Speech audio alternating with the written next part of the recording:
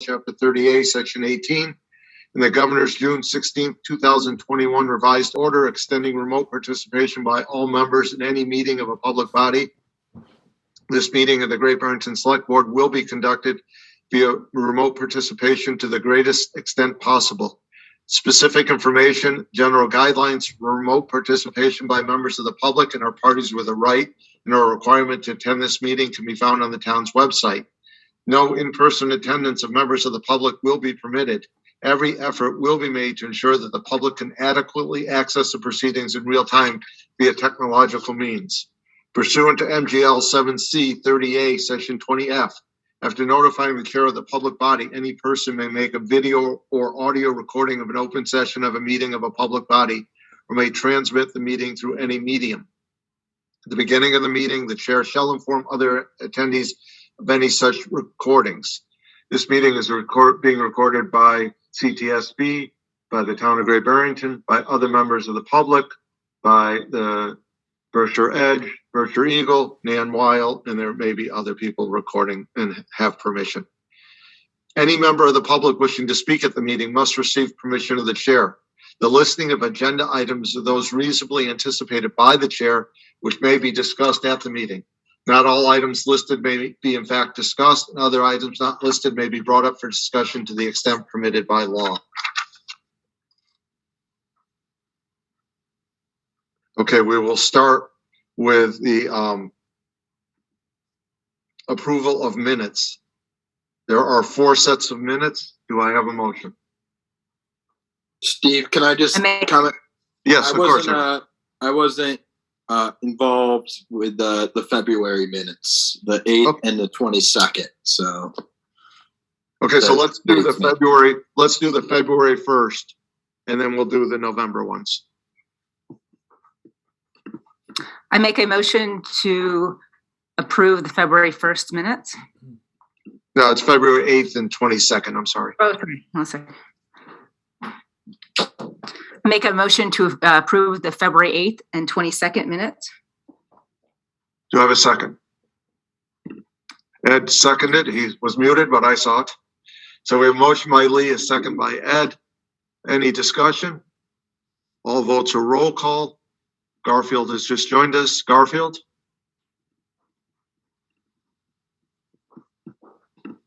Aye. Eric's abstaining. Ed? Aye. Lee?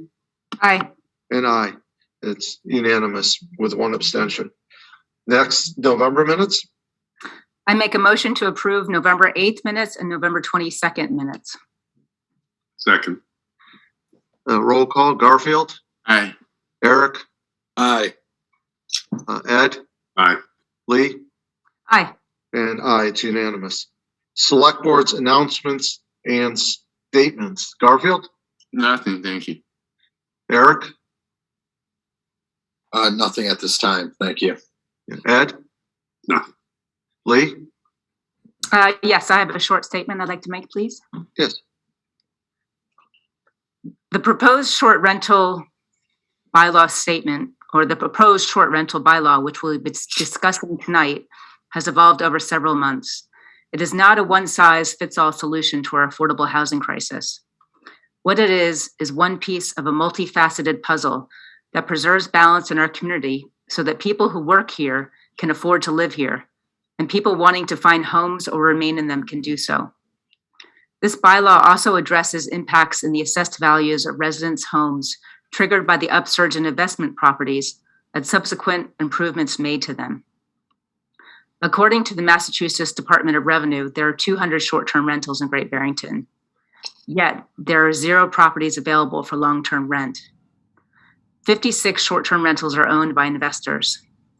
These 56 properties could be homes for families wishing to move here, seniors wishing to downsize or move closer to their children, apartments for essential workers, or starter homes for young couples. Reducing demand from speculators is key. The primary residency requirement in this proposed bylaw is designed to deter speculators from purchasing housing for profit that may otherwise be available to residents. By decreasing demand from speculators, we can increase housing for residents and bring prices back down to reasonable levels that restore balance to this community. I thank the board for their attention to this matter, and I look forward to continuing to work on a myriad of solutions to our housing crisis. I also want to thank members of the Housing Subcommittee and the Planning Board, and thank all the citizens who have shared their stories and offered their comments. Thank you very much, Lee. I have nothing. Mark, Town Manager, it's time.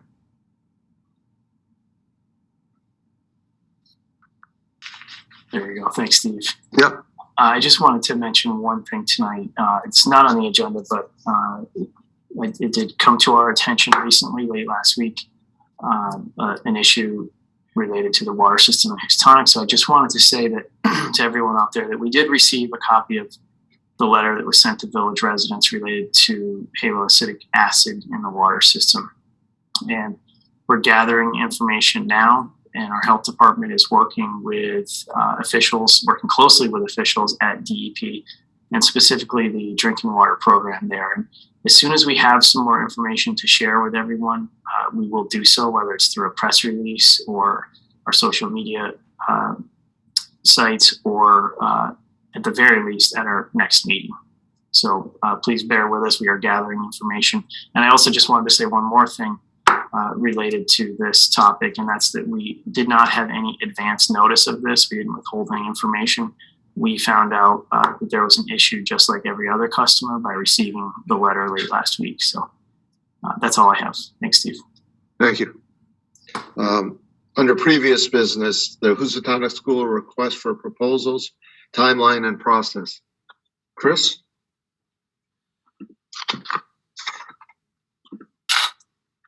Sure. Good evening, everybody.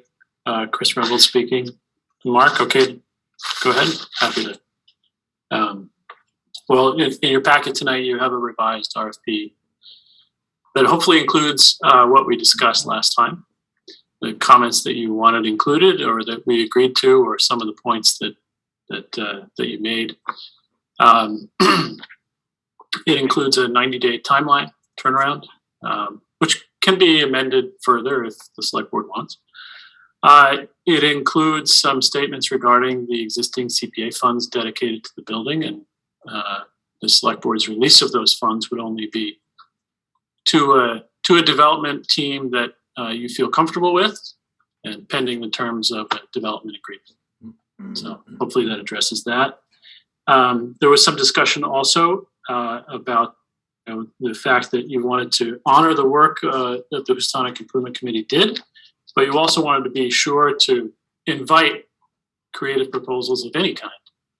So hopefully the draft does those things.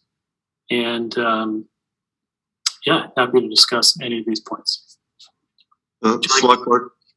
Would you like a copy of that shared on the screen? Well, let's ask the select board. Do we have some questions or comments, or are we satisfied? Yeah, I think you did a remarkable job capturing our comments, so thank you. I like it as is. Anyone else? Yeah, I think, Chris, you guys did a great job with this RFP. I just had one small thing, and it's nothing major. What page am I on here? Under the select board welcomes creative development schemes to meet the objectives. Possible uses may include, just throughout the thing, when we're suggesting what we would like to see, we always start with residential apartments or multifamily housing. Right down with the bullet points here. If it doesn't matter to everybody else, I would like just to shuffle those up a little bit. And even if we could put something like the vocational training programs or the educational program on the top, and then residential just under. I don't know if that's offensive or anything to anybody, but it was just one minor thing that I was hoping we can just reshuffle those bullet points. I have no problem with that. No, that's fine. Lee? Yes, thanks, Chris. This is wonderful. Thank you for taking in all the comments. I had mentioned at the last meeting about marketing and some work on the materials, and we're just wondering if there's any follow-up or we have any ideas how we could maybe create a packet that addresses Great Barrington and sells it from the point of view of the town and what we have to offer. Definitely working on that. Mark, do you want to speak to that? Yeah, and Chris, feel free to add to what I have to say here, but we met this afternoon to touch on marketing, and we do anticipate using Ellen to help us with this. Chris is intending to reach out to BRPC and work through Laura Brennan and potentially utilize some of our economic development funding to advertise. So we will try to cast as wide a net as possible here, and we're open to any ideas that you have as well. Yeah, we're developing kind of a slide deck that will highlight some of the desirable aspects of the town as a whole, but also the village specifically. Certainly showcase the sketch floor plans that came out of the shred, things like that. So we're putting that together. We would issue that with the RFP and put it on our website. So the advertisements would direct people not only to the RFP, but to that slide deck. Again, whatever photos you may have of the building in use, or I seem to only have photos in the winter. Any beautiful photos and photos from within the building. There's fantastic views that can be showcased. So if you have anything, please share them with me. I guess this call goes to the Houstonic Improvement Committee too. If you're listening tonight, you may have photos. So whatever you have, send them over, and we can include in a promotional program piece. Thank you. Yes, Lee. Yes, it's just a follow-up question. Obviously, there's a site specifically for RFPs from municipalities, but I was just wondering, thinking from a point of view of a real estate broker, are there other opportunities to seek input or spread the net wider as if we were, trying to sell it or working with a broker? I'm just really, thinking about just making sure that the people that might respond to this hear about it. So, and I'm wondering if we've learned any lessons from the other RFPs that we can maybe cast the net wider this time. Yeah, I think I'm encouraged that working with our folks, our economic development planners at Berkshire Regional Planning Commission, they have lists of firms, be they developers, affordable housing firms, business firms, architects, people who do this kind of stuff. So they have a whole network. We have a short list too of people who are interested, who've called over the years. So we'll make sure that they get the solicitation directly. So I think we definitely have learned that lesson. We'll cast the net as far out as we can. We'll investigate other advertising possibilities. We'll see what the budget can do. Thank you. Do I have a motion to approve the RFP with the one slight change that Eric has suggested? I make a motion to approve the RFP with the edit that Eric has requested. Second. Any discussion? Just to clarify, the vocational training bullet will be first, residential second. Correct. Okay. Any other discussion? Hearing none from the select board, roll call vote. Garfield? Aye. Eric?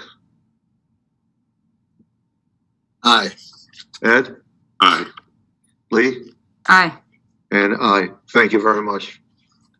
We will issue it according to those guidelines. We'll get town council final approval on it, and then we'll issue it according to that timeline that you have there. Okay, the next thing on the agenda tonight is the short-term rental bylaw. Our objective is hopefully some sort of a general agreement or a majority agreement on the key points. And we're not planning to wordsmith tonight. We'll come back at our next meeting as we did with the Housatonic School, with more concrete terms. There's been a lot of public comment in order to get this done tonight. We won't be taking, we'll be taking very minimal public comment. There will be comment during citizen speak. We're not approving this tonight, so there will be other times for public comment. And Chris and Mark are going to lead us through this. And what I'm hoping is that the key points tonight, we can come to some sort of agreement on. Chris has outlined some of those, and we'll work through those. Eric, I know you're recusing yourself, so I will, let's see, remove you from panelist if I can figure out how to do that. Thank you. Yeah. Mark, if you can figure out, oh, there you go. Thank you. Okay. Can I ask a process question? Yes.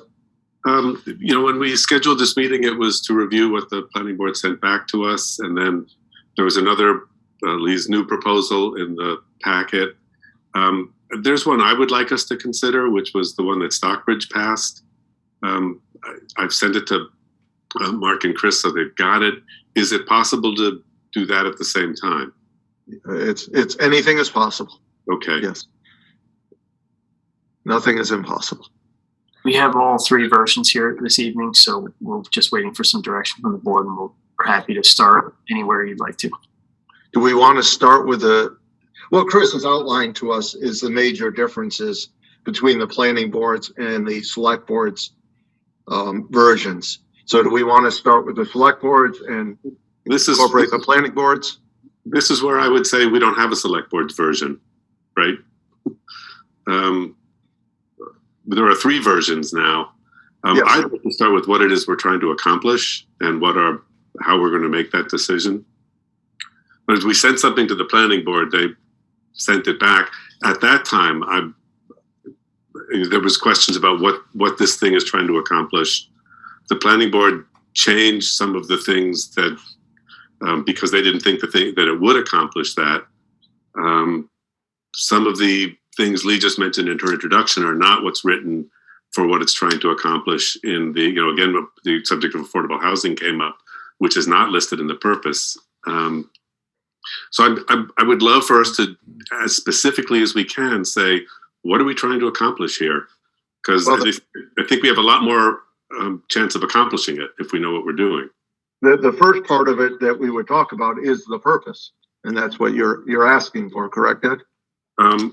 I suppose, yeah, we can agree on a purpose. Yeah, I think that's important.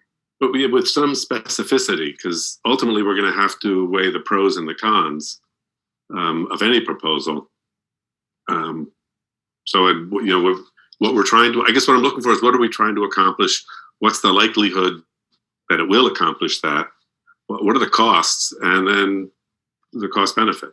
I don't know if we'll get to all that tonight. But. Yeah, that may be a heavy list, but we'll at least get started. All right. I have not seen the Stockbridge version. Was that in the packet or shared, or when did that come up? No, I didn't know we were entertaining additional ones. So I sent that it's available now. So I don't know if we can, that's short notice for some of us or some of you. I've seen it. Well, I mean, I'd like to suggest that we have the two versions that were in the packet that we had planned on discussing, and to continue with comparing the two rather than throwing another version that no one's seen. Had I been invited to submit something to the packet, I would have. I thought we were dealing with what the planning board sent. I don't want to go ahead without considering the third one. Unless we come up with something tonight and then at our next meeting, we compare that to the third one, but I don't want the third one not, what we're trying to come up with is something from the select board. So we could postpone this until our next meeting if we want time to look at all three. It's no longer a zoning bylaw, so there's no hurry anymore. We don't have the same deadline. Well, we haven't decided on that yet. The select board has not decided that it's not a zoning. I think the planning board has made that recommendation, and I think that's one of the things we should make a decision on. You're absolutely right, Ed. It appears it's not zoning, but again, we have not discussed this at a meeting or privately, obviously. So I would like to consider all three. If I would entirely understand if that's not enough time to do it tonight. Well, Ed, could you explain what it is in the Stockbridge version that you are so interested in that's not in the planning board version or the other version that was in the packet? I don't know if now's the time. I could go through the whole thing. Yeah. Well, I mean, there must be specific points in this version that you have been drawn to that don't exist in the two versions that were in the packet. So I'd like you to. Yeah, there are, and again, I don't know, I would rather start with what we're trying to accomplish and make sure we agree on that than going through the three. I definitely would do that once we start going through them. I don't know if it's too soon to do that. Well, why don't you just talk about the purpose Yeah, let's talk about the purpose first. of each of the three? Yeah, let's talk about the purpose of each and then try to come to a purpose that we all can agree on. Where can I see the Stockbridge version? Because I have not seen it. I can put it up, or Mark can put it up on screen. Maybe Ed can tell us what it is about the purpose of that is good and or better or different than the others. Yeah, it's first of all, I think its purpose is something we can actually accomplish as opposed to it's less vague. They're working on neighborhoods, health and safety. So it's to balance private neighborhood and municipal interests by ensuring compliance with applicable Massachusetts general law regarding short-term rentals and ensure observance of residential health and safety regulations, which is what I thought we ended our last meeting when we sent it to the planning board saying. Mark, can you get that on the screen? Thank you.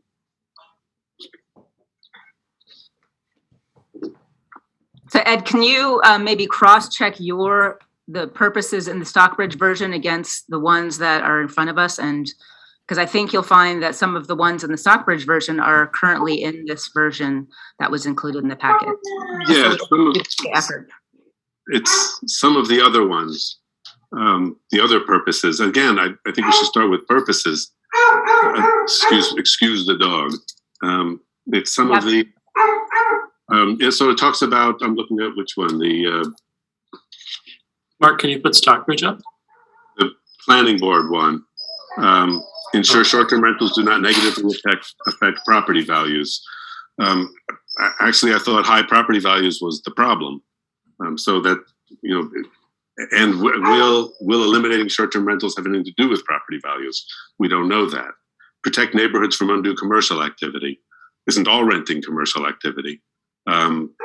Is short-term rentals different? That it's clearly different than having a general store. So that's the one from the planning board. The other one that was proposed tonight, commercial activity in residential neighborhoods. Again, we don't define that. Deterring commercial interest from buying housing. This doesn't necessarily stop that. Nor do we even know that that's a thing that's going on. So what I like about the Stockbridge one is it does what it says it's trying to do. It does something that it can do. It's been past the Attorney General, so we know that it's legal without legal fees. I don't know if that helps. Are you able to see the Stockbridge? Yes. No. Okay. Thank you. We could go through the purposes of all of these. Again, I thought the planning board, I thought both groups took promoting year-round rentals off the list because we didn't think this would do that. And I don't see it. I don't see it in your proposal. I did hear it in your speech. So Ed, can you, if you don't mind, could we put up the version that was in the packet that I had proposed? And we could go through that because it seems to be more comprehensive than Stockbridge's, and we can go through the different purposes, and you could let us know what purposes in that version that you are having concerns with. I thought I just did. Oh no, I'm sorry. I did the planning board one. So let's put it on the screen. Let's get it on the screen first so everyone can see it, and we'll go line by line through it.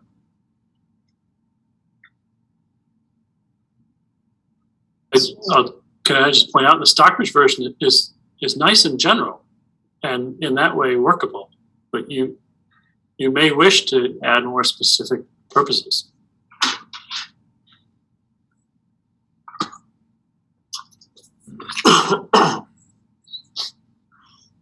Well, I'd like to request that we use the one that was in the packet that everyone has looked at over the weekend and go through the purposes in that and discuss whether or not we have concerns, because it is comprehensive and it does include an element of registration that was not there. Now, there were two in the packet, so you're talking about the one. The newest one, the one that I had proposed. Shouldn't we start with the one the planning board sent us? I thought that's why we called this meeting. Right, wasn't this to deal with the one that the planning board sent back?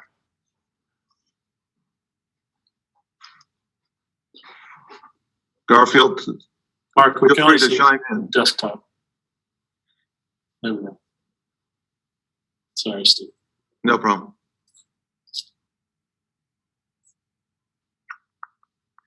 Let's get started on the purposes of the two, the planning boards and the one that was also in our packet. And then we'll work on the Stockbridge one either after that, or if people need more time, we can do it at the next meeting.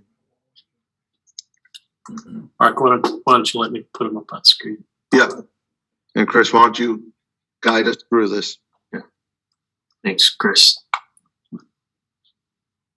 I don't know if I can do them both at the same time on screen, but we'll see. Can everybody see this? This is from your packet that's in Yes. front of you tonight.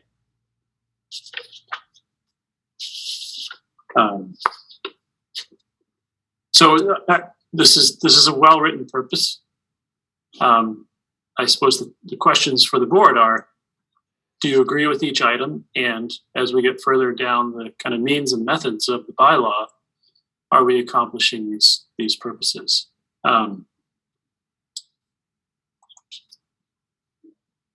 Lee, is this something you want to walk Yeah. through? Or So I'd like to, I can pick out the points or just describe where I gained these from. Will it be helpful if I read it? And Ed, if you want to add your comments and let me know if these are ones that you have issues with, I can stop. Is that? Yeah, I already did. It's commercial activity in residential neighborhoods. Okay, so let's start from the beginning. The purpose and intent of this article is to provide a process through which certain residential premises and rooms not otherwise regulated and licensed as lodging houses or bed and breakfasts may be registered with the town of Great Barrington for use as short-term rentals. So are you okay with registration? If there's a reason for it, so keep going, you come up with the reason. Okay. For I mean, use town as meeting short-term overwhelmingly- rentals, so does to provide for the orderly operation of short-term rentals. So right now, short-term rentals are unregulated. Right. So as to provide for the orderly operation of short-term rentals within the town and minimize public and safety health risks. So this is something that the planning board was focusing on. Further, this article is intended to reduce commercial activity in residential neighborhoods. So yeah, I have a couple of questions there. One, we should define commercial activity, because again, any rental, and anytime somebody rents an apartment, that's commercial activity. But also, this says residential neighborhoods, but nowhere in the body of this do we deal with residential versus commercial or any other neighborhoods. So if it's residential neighborhoods, that'll severely change what we do in here. But I'd like to start with what are we trying to do here? It sounds like what we're trying to do is get rid of Airbnbs, if you're defining that as commercial activity. If you are, this doesn't do it because it still lets people run an Airbnb in their home. If that's not what you mean, I'm not sure why it's in here, because we're dealing with Airbnb. Well, you'll notice that the word says reduce commercial activity. Right. So these are commercial operations in residential neighborhoods. So you're defining for-profit operations. Like I say, every apartment rental is a for-profit, assuming the landlord would hope it would be a for-profit operation. Right, and this does nothing about the dentist office across the street from me, which is a commercial operation. Forgive me, is this just a question of defining the activity? Do we all agree with that? Yeah. What are we trying to do here? This doesn't tell us. So does the select board, sorry, I just feel I need to jump in. I think, and I'll put it out there for you to chew on. I think one of your goals would be to minimize homes and neighborhoods from being turned into hotel neighborhoods through the use of short-term rental activity, so that your neighbors don't change every night or every weekend. That's a comment that you heard from a lot of people in email and in these meetings. And so I would like to say that this is what this purpose is getting at. Maybe it doesn't do so very eloquently. Do we agree that that is the general goal?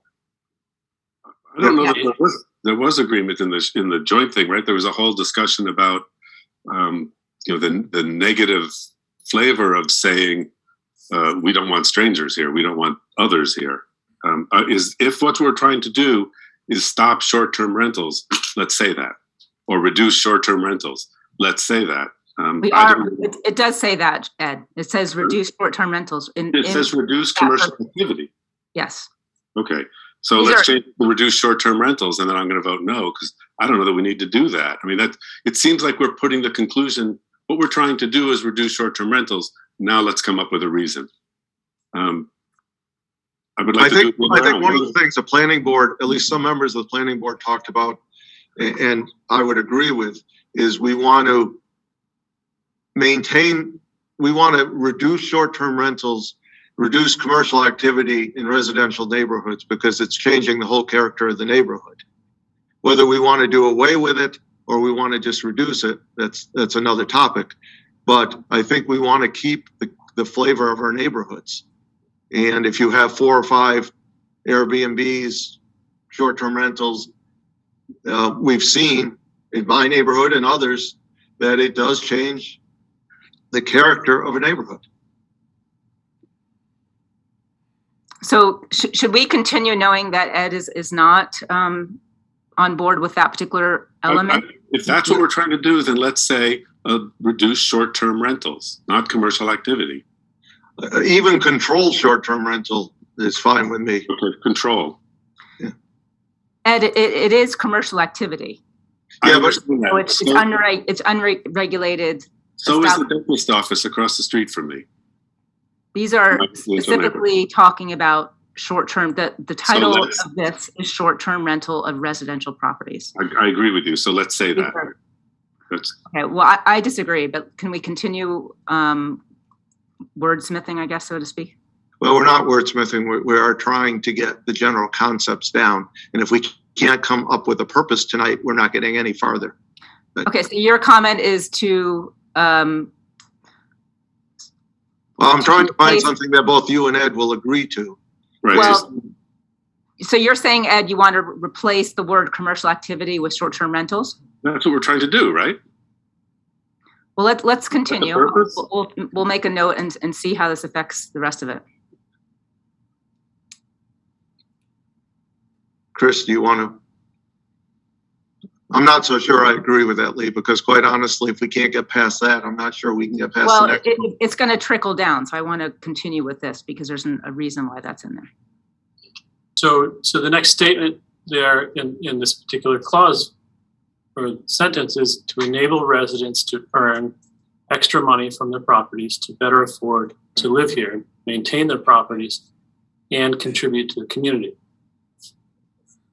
I have an issue with that, but what is your issue, Ed? Well, when did we decide that the purpose of this is to help some tax-paying homeowners, but not others? I think that's a proposal for you to discuss tonight. Right. Well, whether or not you do agree that right, that should be a purpose of the bylaw. Right. I thought she was asking. Sorry. You want to go to the next sentence? And the way this proposal does it is a way that folks may or may not agree with. But is that a general statement that folks? Well, no, this proposal does. I say this proposal meets that purpose of enabling residents to earn money. I'm wondering when we came up with the purpose to help residents earn money as opposed to other tax-paying homeowners. So you wonder if residents should be broader and should be to say owners. tax-paying homeowners, yeah. Okay, something you can discuss.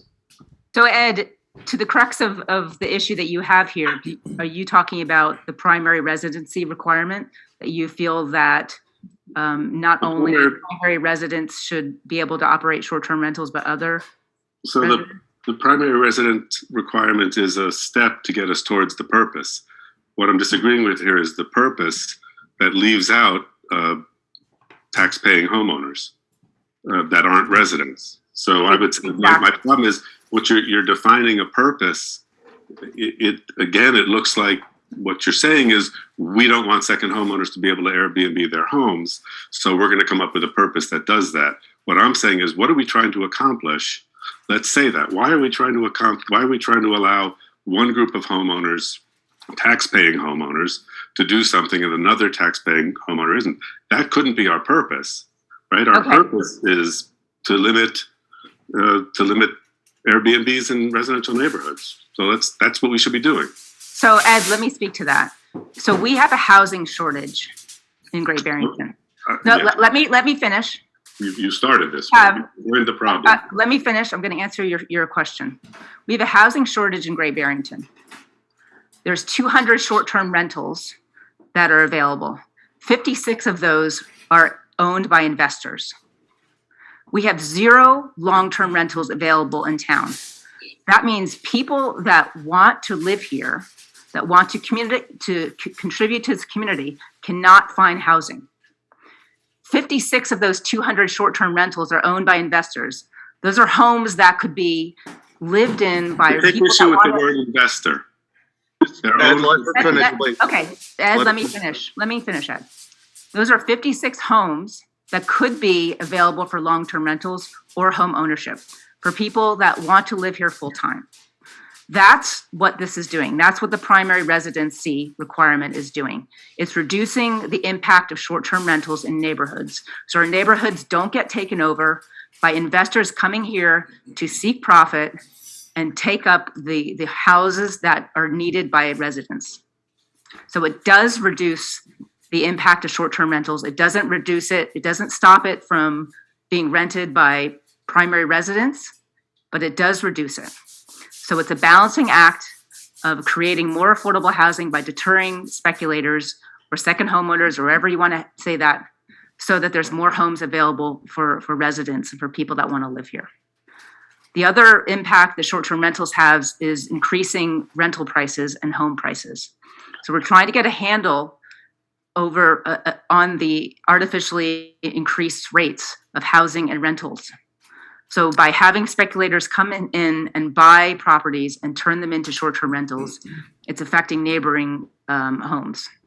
So it's a balancing act, Ed. My turn? Yes. I take extreme issue with the word speculators. Yes, I would also like to stop speculators. You are also stopping somebody who's lived here their whole life who retires to Florida and spends more than 6 months there. They can't keep their home unless they can afford to leave it empty. Right, that it stops second homeowners. I'm president of a nonprofit. A fair amount of our support comes from second homeowners who spend a lot of time here. What you're saying is only second homeowners who can afford to keep their houses empty are coming here. So of the 50 units, 56 units, how many have to become full-time rentals? Which is not a purpose here. We don't say increasing full-time rentals is a purpose. Right? If that's what we're trying to do, if we're trying to stop speculators, I'm not sure what a speculator is, right? We all buy a home hoping it goes up in value before we sell it. If we're trying to stop speculators, let's make that the purpose. If we're trying to stop strangers from coming to our town and staying for a couple of days, let's make that the purpose. That's what I'm saying. I don't see that here. So I don't see how taking some tax-paying homeowners and treating them differently from others, tax-paying homeowners who are part of this community, who support things we do here, who shop in our stores, who hire our contractors here. I don't see how treating them differently solves this problem. And I thought it had been decided both in the joint group and then later at the planning board, this isn't going to address that problem. Of those 56 units, how many is enough? So I would like this is what I say about goals, is 10 units enough? If 10 of those 56 become long-term rentals, is that the goal? Or is it 15 or is it 5? What are we trying to accomplish? We're trying to deter people from coming in and purchasing properties just for profit and taking Okay, homes right. away So that could be that doesn't homes stop. for- I get One it. at a time, one at a time.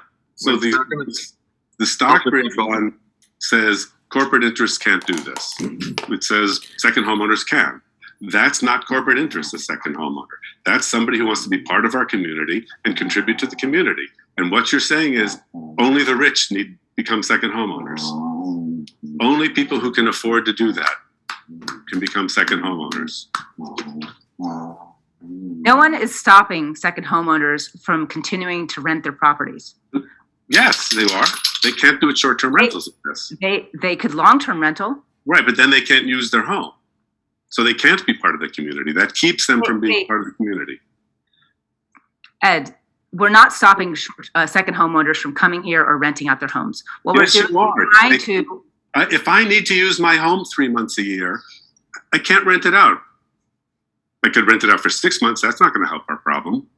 Or 7 or 8 months, right? That's not going to give us a year-round rental. If I have a second home, if I move to Florida and I can't afford to keep my home empty, I have to sell it or rent it year-round and not use it.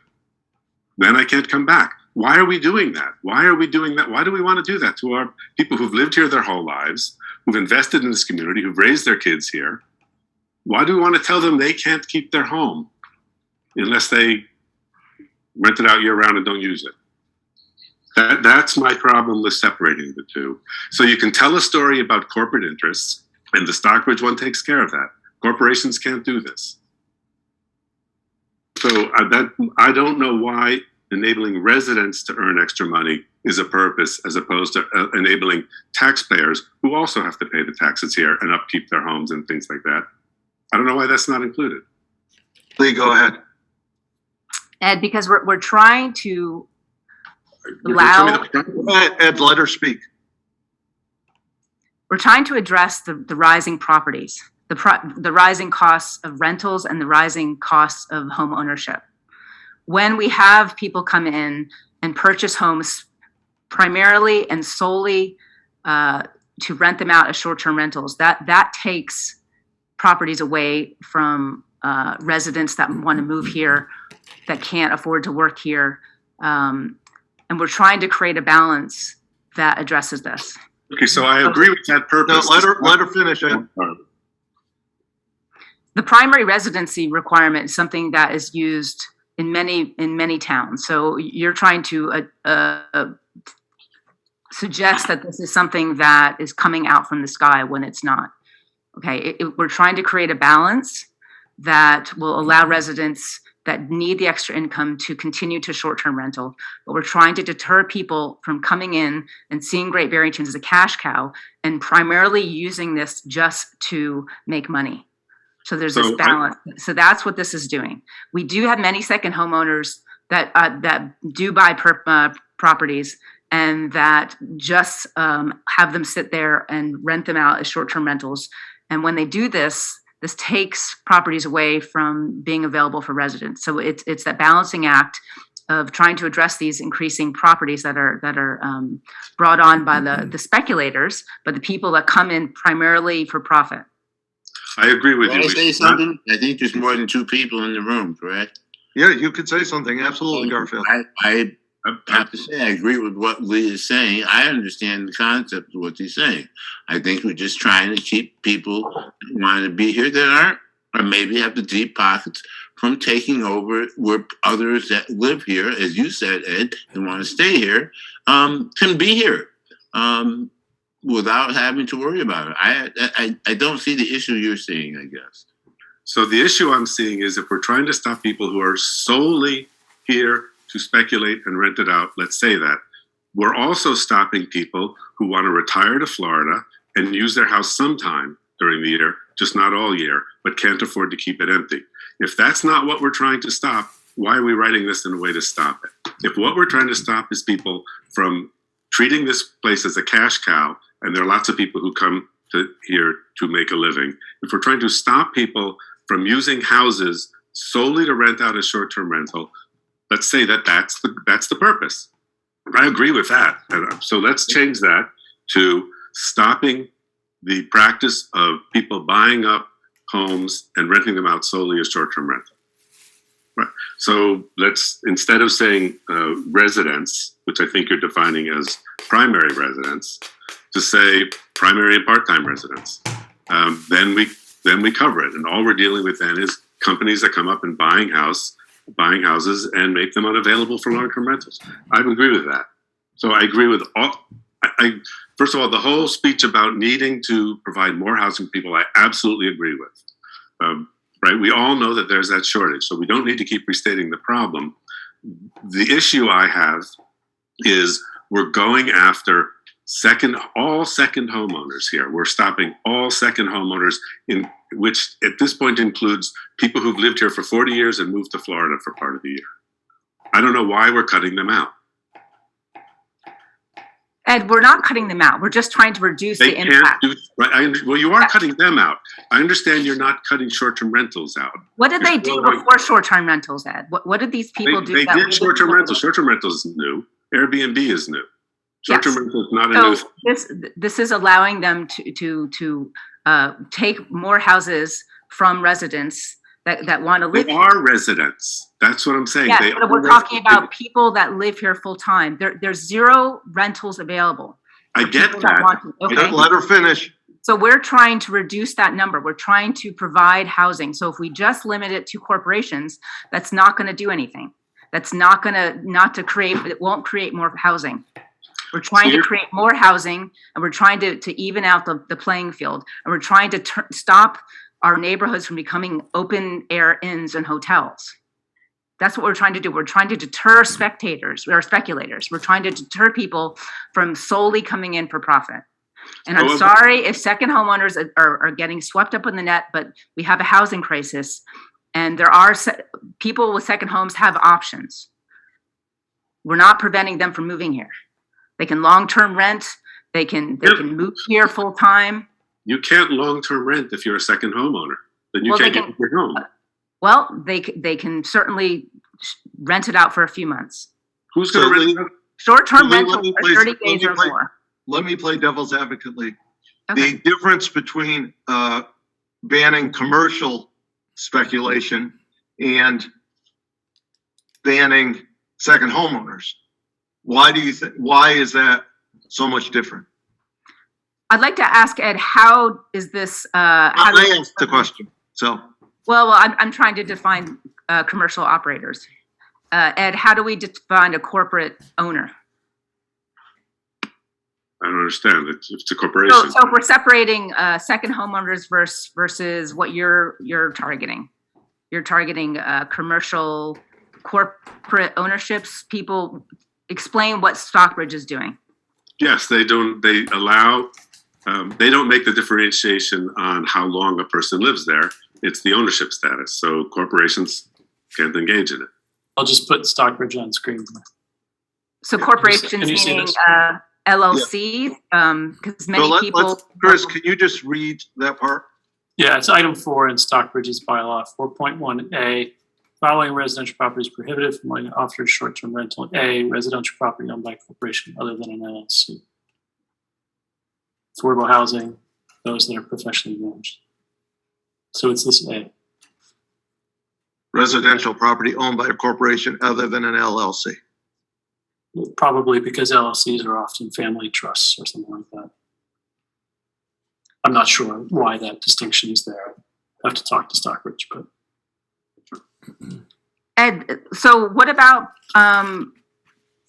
owners that come in that aren't owned by corporations or LLC? So you're assuming that people that aren't, let's say natural persons are owned by a corporation. So what's to prevent a person buying many properties and not putting it into a LLC? They could. They don't. They aren't, right? We have 56 out of our 3,200 housing units. We have 56 that are Airbnb, not by permanent residents. So they're not flooding in here doing that. It's sort of why I wonder why when the housing subcommittee met to deal with housing, this was the first thing that came up, right? We're having a special meeting to deal with Airbnb. We haven't had a special meeting to deal with any of the other possible solutions for housing. It seems like our goal is to stop short-term rentals. The goal is not to create housing, which again, both committees and then the planning board on their own have said this won't do. So that this is not going to in any major way increase housing. Certainly won't increase affordable housing, and it probably won't increase rentals. People who are doing this don't want to be in the rental business, right? So you have $500,000 homes that are going to go on the market. We're telling the story of corporations coming in here and buying up houses. We could just as easily tell the story of retirees, former teachers and firefighters who've moved to Florida who can't keep their house because we're going to take away the only way they can afford to pay the taxes.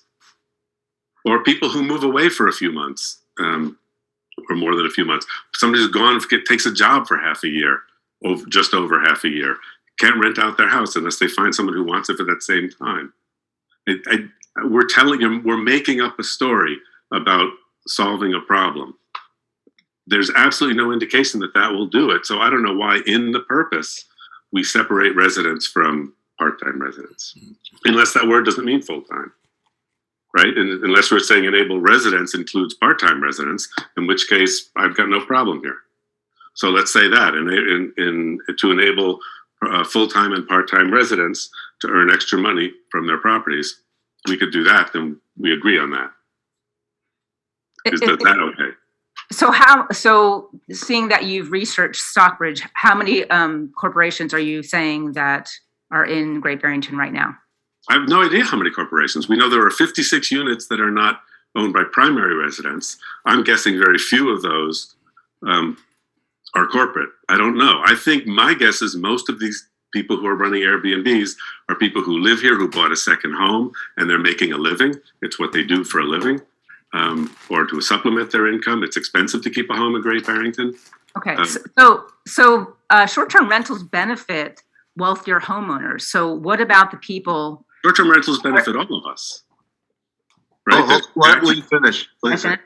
Short-term rentals benefit wealthier homeowners. So these are people that have options, that have money, that can come in and come into a community and live in a place part-time and short-term rental for the rest of it. So what I'm advocating for is supporting the residents that don't have that wealth, that actually are looking for long-term rentals in this town, that are prevented from that because there are zero long-term rentals available. So this is trying to create more housing. This is deterring anyone, primarily people that have the options to have second homes and third homes and fourth homes, from purchasing here, because there is a housing shortage. So by reducing the number of short-term rentals, we're increasing the number of houses for residents. And this will in turn bring the prices down for rentals and for home ownership. So it's this balancing act. So I do understand that second homeowners will be impacted by this. But what I also am saying is that there are many residents that are being priced out of this town, and there are many residents that would like to live here that cannot find long-term rentals here. So I think you're on one hand supporting the second homeowners and the investors, and I'm trying to stick up for the people caught in the middle, the seniors that are struggling, that are finding their assessments increasing because of the high turnover investment properties. So that's what I'm saying, is that we have a housing shortage in Great Barrington, and although short-term second homeowners are incredibly impactful and welcome in Great Barrington, because of the state of our housing at the moment, we need to make room for people that are actually wanting to live here and contribute here and send their kids to school here. So that's what I'm talking about. And if we just limit it to corporate ownership, it's not going to reduce any of the short-term rentals. It's not going to create more housing. So I'm not talking about the wealthy second homeowners. In fact, this doesn't affect the wealthy second homeowners. The wealthy second homeowners don't need to do short-term rentals. They can keep their houses empty. It's the other second homeowners, the other people who live here who bought a second home, the people who've retired and this is now their second home, who can't afford to keep the home. That's who I'm concerned about. And if you will stand up at town meeting and say the purpose of this is to lower property values, I'll stop talking now because it'll never pass. It sounds like what you just said. You're trying to lower property values. So Ed, what I'm saying is that there are people that want to live here full time, that want to move here, and there's zero rentals available. There's zero long-term rentals available. There are people sitting on these houses primarily using short-term rentals to profit from. So we're trying to create housing for people that actually want to live here full time and bring the prices down, because they've been artificially inflated by people coming in and purchasing properties as investments. None of that's in the purpose. None of that's in the Okay, so put that in the purpose. It is in the purpose. Where? We're trying to lower property values? I didn't say lower property values. You did. I said create more housing. Where is that? It wasn't that either. okay, let's stop now because we're accomplishing nothing here. We've gone a half hour on the purpose and we're obviously not getting anywhere. I have some questions, one being, as a compromise, is there data to show that how many corporations own short-term rentals here and what the value of those houses are? Because we're discussing something we don't have data on. So we both have opinions. We all have opinions. The other question, is there other areas that have done this, that have stopped second homeowners from having short-term rentals and seen an increase in long-term rentals? Because that's really the crux of this argument is Ed has his opinion, Lee has hers, Garfield has his, I have mine. But the only way we can really show this is some proof. Because when we get to the town meeting, whichever version we get there, if we take any version, you have to have an argument. You have to have proof that it's going to work, not an opinion. So that's just my question. I'm not against it. I just want to make sure we're doing the right thing. I'd like to say something as well. I, again, kind of back what Lee is saying. I get the concept. I get the idea. Maybe we aren't using the right verbiage. Maybe we're getting into semantics. But I understand it. There is a housing shortage. There are people here that can't afford to stay here, and because of the reasons, and correct me if I'm wrong, but I have to admit, I don't know if it's hearsay or not, but I have heard that there are some people that are losing their homes. People are buying up and they're putting them out because they want to make short-term rentals.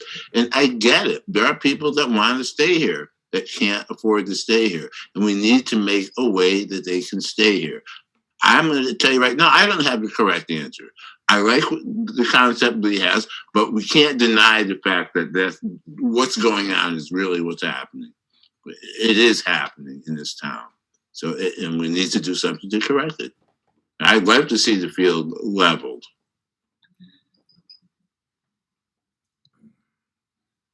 I think we're right now going around in circles. And the fact is that part of the problem is we all know that there's a problem with long-term rentals. There's a problem with affordable housing, workforce housing. And the question is, does this solve that problem? Any version, first of all, any version. The version that Lee's written, which is well written, the version that the planning board gave us, which is equally well written, Stockbridge's, is it really solving this problem? Is that the only reason we're doing it? You know, one of the discussions we had was to reduce commercial activity in residential neighborhoods. Is it going to do that? I mean, those are things I think we better be sure of before we move ahead. It's clear we're not going to have a consensus tonight or any night. But I think we also have to decide, you know, is this the one thing that's going to help us? Is there other things that we maybe should be looking at even for more before we continue with this? I'm not sure of the answer. Garfield, you're right. We need more affordable housing. Does this accomplish that? I don't know. I'm not against it. I think it's a good version, but is it going to do it? Second homeowners are the fabric of our community, always have been. They're part of our community. They're our friends and our neighbors. We don't want them to leave, but we want to make sure that the people who've born and been here their whole life can afford to live here. How do we do that? I think we can all agree on that. But the question is reducing short-term rentals going to do that? And if it is, how are we going to reduce short-term rentals? There's a whole series of ways to do it. Ban short-term rentals, ban second homeowners from having it, banning commercial. I think we have to agree on one of those, at least to have a majority. But, I think that we have to realize two things. People can't afford to live in Great Barrington right now. Many people cannot afford. I think Lee's pointed that out. She's absolutely right. There's no doubt about it. The second part of that is we're not here to discriminate against second homeowners. No one is. Second homeowners are people who we've known for our whole lives. They've moved here when they were in their 40s. They still live here. It just may not be their permanent residence. So we have to figure out a way to do this. And I think us arguing for a half hour was enough. And if we can't come to an agreement, if it's just a matter of wordsmithing, terrific. We'll have Chris do that. But it's not. It's the concepts that we can't agree on right now. Can I ask Ed a question? Ed, if we do find out how many of these properties are owned by corporations, what number would be enough impact for you to move forward with this short-term rental regulation? So let's say we find out there's only 5, then what are we trying to do with this? I'm not sure what we're trying to do with this. That's what I keep saying. It seems like we started the whole discussion started with how do we get rid of short-term rentals, and then we back into let's come up with reasons to do it. If we're trying to create affordable housing, why are we spending our time talking about short-term rentals? At most, I never ever once said that we're creating affordable housing. More housing. Okay. There are all sorts of proposals the planning board has had that we haven't talked about on the select board about creating more housing. This isn't going to do it. If you've got somebody who's doing, plenty of them have been to these meetings. They're probably listening to this one, have talked about the fact that if they weren't doing short-term rentals, they wouldn't become long-term rentals. They're going to sell the house probably to a second homeowner because of the price. We have no indication that there are any numbers that back this up, that of those 56 units, which is all we're talking about, 56, how many of those will become year-round housing? We have no idea. And we also don't know what it's going to cost the town is in terms of the room tax we won't get anymore, the 3% we won't get anymore on top of that, the tourists coming to town to shop, the landlords who are losing money. We have no idea what the cost is. So how are we going to do a cost benefit analysis, and how are the voters going to decide if this is something they want? They're doing it based on stories we're telling, and you and I are telling different stories, and neither of us know what's right. That's my point about all of this. We do know there are second homeowners who won't be able to afford to keep their home. That we absolutely know.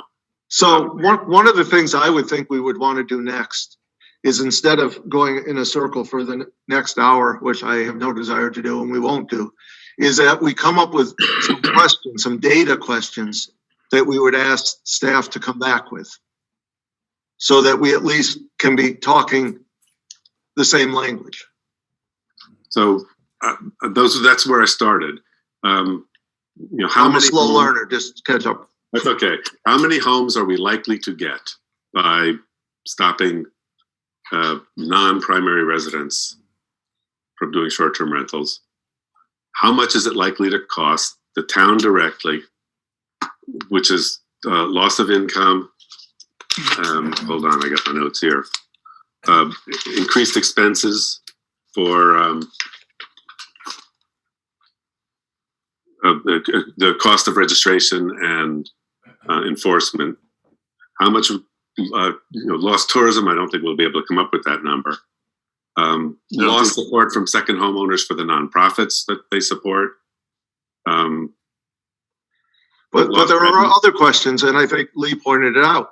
How many of our short-term rentals are owned by corporations? Right.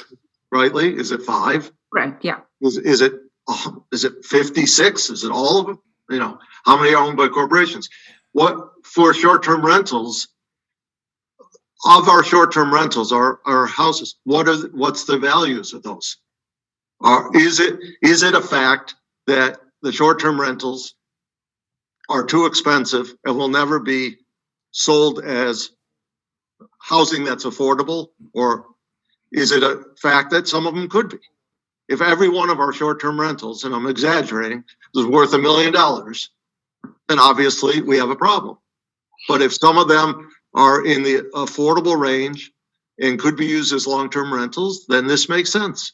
This is the short-term rentals that are owned by second or not primary residents, right? All of our short-term rentals. Let's look the at ones owned by primary residents aren't going to get sold. They're already occupied. That's true. That's true.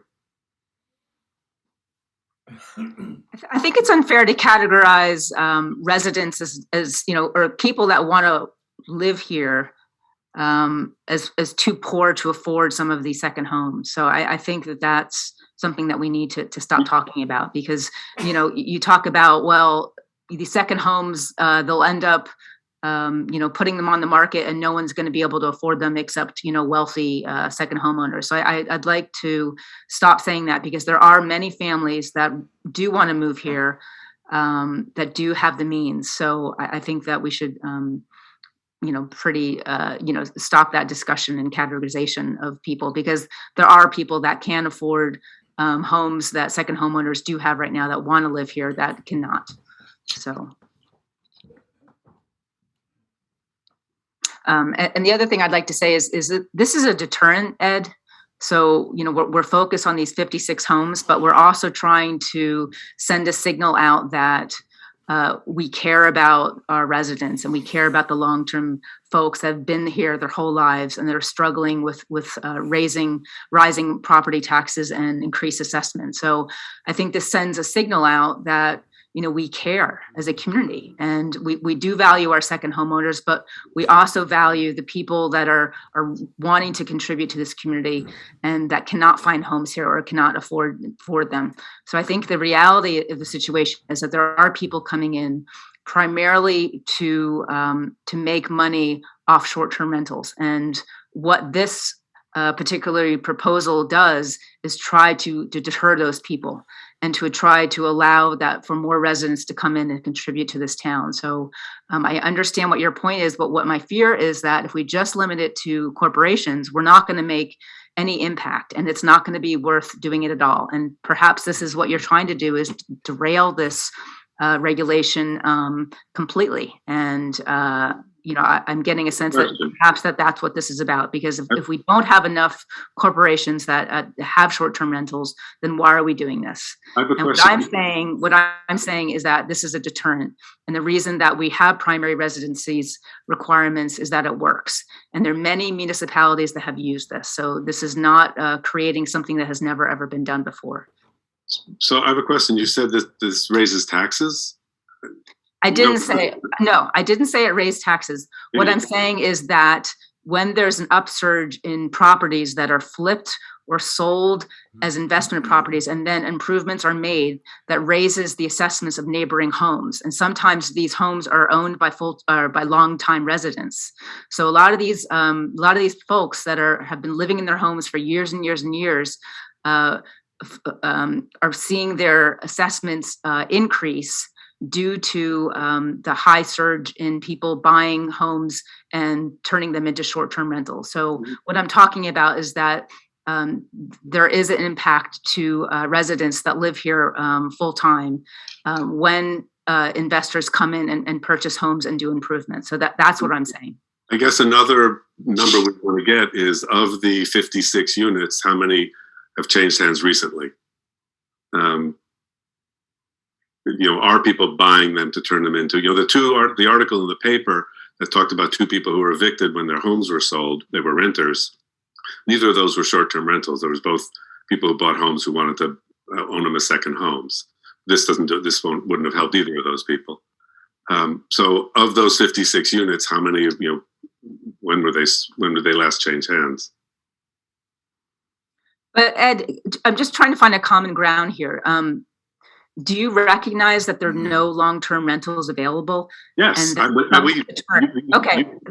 deterring people from coming in here to short-term rental, whether they're second homeowners or investors, is something that we need to look into. In order to increase the stock of housing? No, I don't agree with that. I don't think we're doing that. I don't think stopping short-term rentals will create a significant amount of housing. I don't think it'll create 10 new housing units. Of the 56, my guess would be they will either stop doing short-term rentals because they can afford to, sell them, in which case, some of them will be sold to year-round residents, some to other second homeowners. I don't think, I think people who do this don't want to be landlords. They don't want I listened to the people who spoke at our meetings, one after the other, who talked about the ones who do this, talked about why they do this, and they had all sorts of reasons. I think one of them did it for a living. Most of them were doing it, there was a letter in the paper from the family who were doing it to pay their daughter's college tuition. I could not agree with you more about your statement of the problem.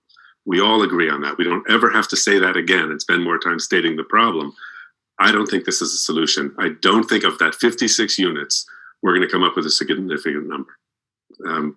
I think we should regulate Airbnbs, absolutely. I think everything else in your proposal and the planning board and in Stockbridge makes sense about smoke detectors and fire extinguishers. So Ed, so when we think about creating housing and we think about creating housing that's integrated in communities, so we have 56 homes that are integrated right now in our communities.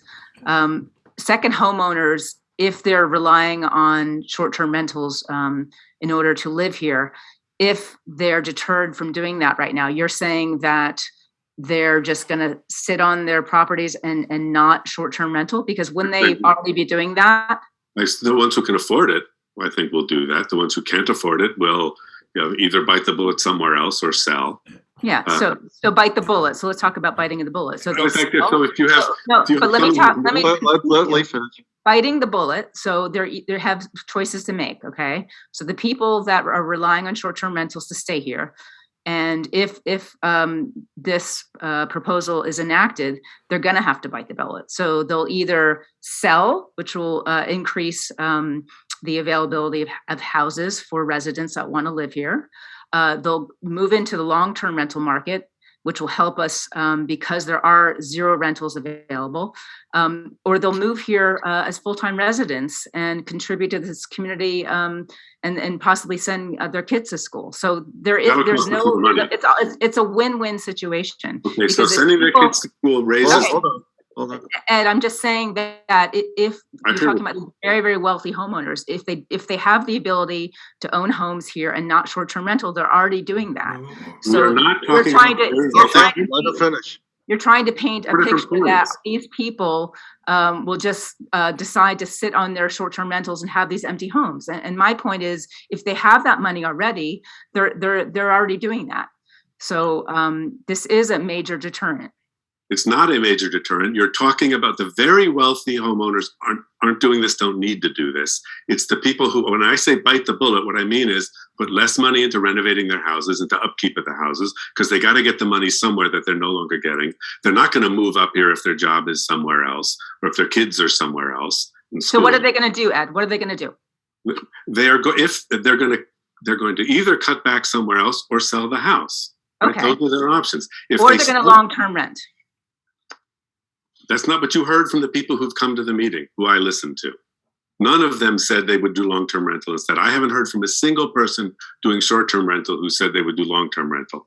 If they had been doing that these last couple of years, they wouldn't have received rent because of COVID. They're not taking the risk. If you go to the Board of Health meetings, you're listening to a problem between a landlord and a tenant. That's not what they're doing, but that doesn't matter. I guess what we're asking is, of the 56 units, and that's all there are, how many of them have changed hands recently. People are not rushing in here and buying up housing to short-term rental. People are doing short-term rentals in the houses they already own, which were already not available year-round. Right? We're making up a story. You keep making up this story. The story I keep telling about seniors living in Florida. I'm making that up. We have no idea.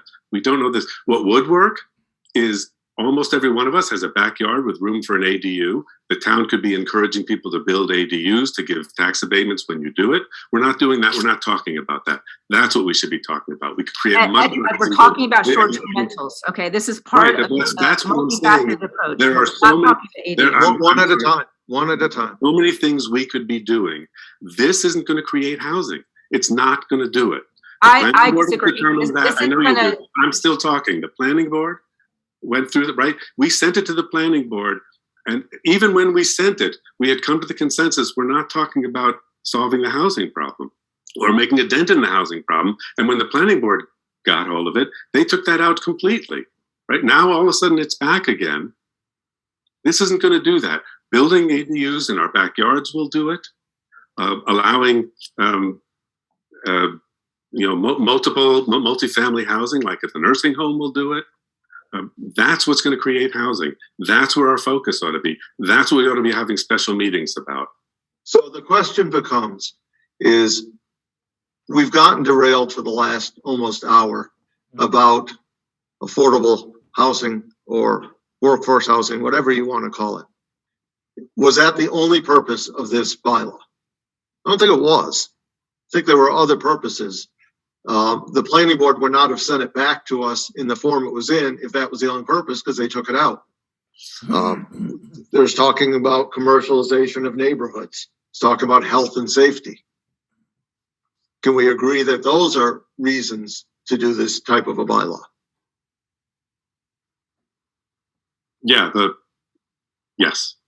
And again, I'd like a definition of commercialization. Just work with me, Eric. I don't want anyone putting the dentist across the street out of business. The dentist across the street doesn't rent their rooms to people to sleep. But it's a commercial activity in a residential neighborhood.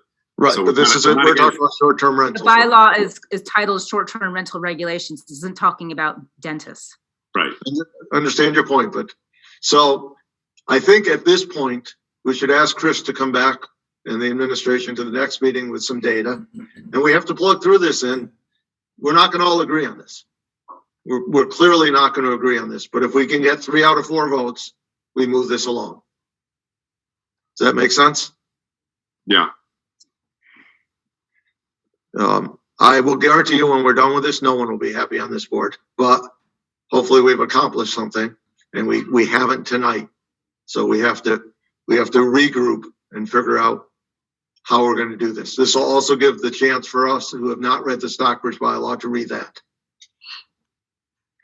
I have no qualms of saying I haven't read it. So that will be in the packet for the next meeting. Does that make sense for everyone? That will be sent out so we all will see it? Yes. Right? Yes. No, I haven't seen it either. Okay, let's move ahead. We're not accomplishing anything here. A couple people have had their hand up, and start with Michelle. Michelle LeBaire, 70 Division Street. Thank you for allowing me to speak. I've been following this for quite a while now, going to the planning board meetings and listening to your discussions. And this made me uncomfortable when it first started. And tonight's discussion is, I'm just beside myself. But I do want to thank Ed for bringing up numerous points that I had. From a personal level, Lee, you've been at my home. Garfield's been at my home. My dad, born in 1921 in Great Barrington. His family immigrated into Great Barrington. My mother, 1927 in Housatonic. Dad was a bricklayer, built the house I'm in now. My mom, on her deathbed, wanted to make sure it would stay in the family. So that's why we're in the house now. I'm not wealthy. I'm not a speculator. But one thing, my husband works for a nonprofit. I work in education. You're not talking corporate retirement plans in these two industries. So my husband and I were talking about, okay, several years down the line, what are we looking at as far as retirement? We thought one way we don't know whether we're going to stay in Great Barrington when we retire. My husband's from Michigan. There's other places. I haven't traveled a lot. We may want to travel. One thing we do want to do is leave our house to our daughter, not sell it. And we said, well, here's a way we can do it. We can go somewhere else, like Ed pointed out, not Florida. We're not planning to go to Florida. Do, Airbnb or something on the house. And then when the time is right, hand it over to my daughter, who her and her future husband may say, hey, we're done with the city life. We want to come to the Berkshires, send our kids to the school. Essentially, the short-term bylaw kills our retirement plan. I'm an unintended consequence. I'm collateral damage in this. And I do agree, this is not going to solve our housing crisis. It's not. And I also feel like I'm being forced, oh, well, hey, if you don't want to do that, Michelle, do long-term rentals. Well, what if I don't want to do long-term rentals? I've been there and I've done that. We owned a house on Cottage Street that was long-term rentals, and we ended up converting it to a single family. But that's part of my right to do this. And I feel like I'm being told, well, you're not going to be able to ask top dollar on the house if you have to sell it. You have to use it for long-term rentals. We're not going to be able to leave it empty. But like I said, Ed was right. There are people living here in Great Barrington who may want to go somewhere else, but not give up their home. And I'm really upset about this. I think we're barking up the wrong tree to solve a problem. And I can't agree with it. And I just want to thank both Lee and Ed for the discussion that went on tonight. But I'm grinding my teeth right now because, like I said, my husband and I were trying to figure out years down the line how we're going to retire comfortably. And that was the plan. And this will negate that plan. And so I can't support that. Thank you.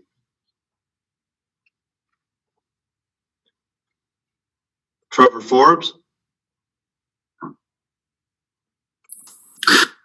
Thank you, Trevor Forbes, 325 North Plain Road. And thank you very much to the Select Board for letting me speak, and also for actually a very spirited and good debate, I thought. And I commend both Ed and Lee in particular, and the Chair for having that debate. But I would like to make some comments.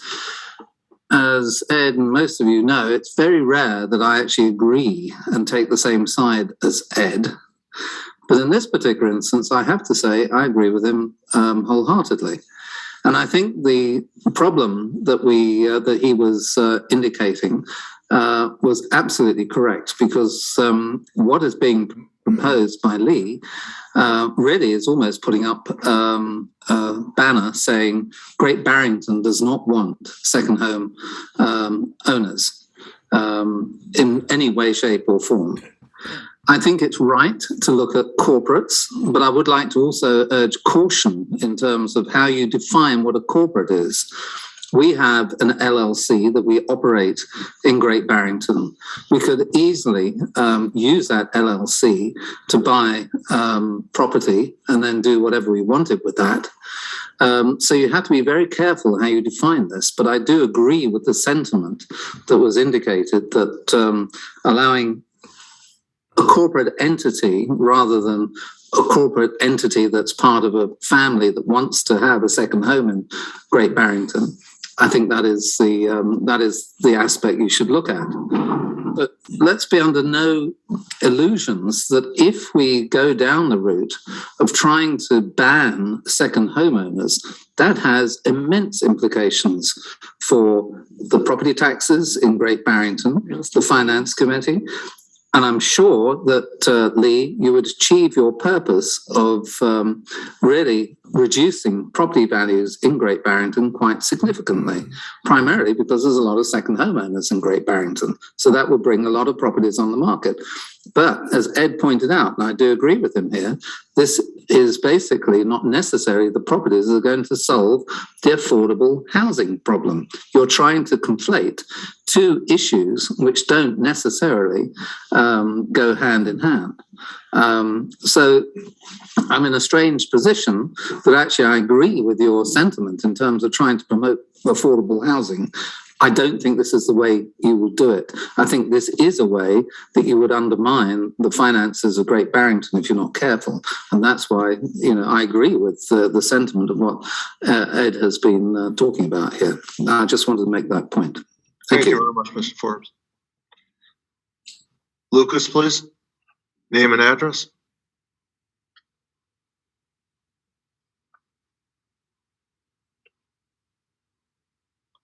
Lucas? Just unmute yourself.